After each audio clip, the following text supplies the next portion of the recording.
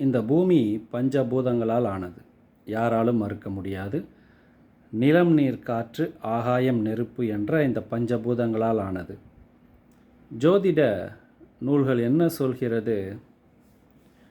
இந்த பூமி மட்டுமல்ல, இந்த பூமிக்கு வெளியே இருக்கக்கூடிய கிரகங்களும் பஞ்சபூதங்களின் அமைப்புத்தான் என்று கூறுகிறது. இதை உணர்த்தும் சித்தர்களின் பாடலும் மூல நூல்களிலே கொடுக்கப்பட்டிருக்கிறது.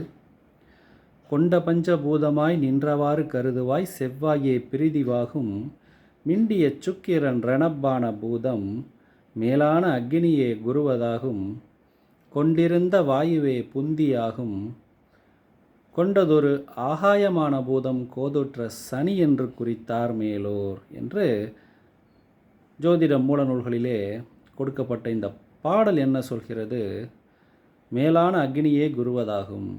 குரு என்று சொல்லப்படுகிற வியாழ பகவான் தான் அக்னி, சுக்கிரன் நீர், செவ்வாய் நிலம், புதன் காற்று, சனி ஆகாயம் என்று இந்த பூமிக்கு வெளியே இருக்கக்கூடிய கோள்கள் கூட பஞ்சபூதங்களின் அமைப்பு என்று இந்த பாடல் கூறுகிறது.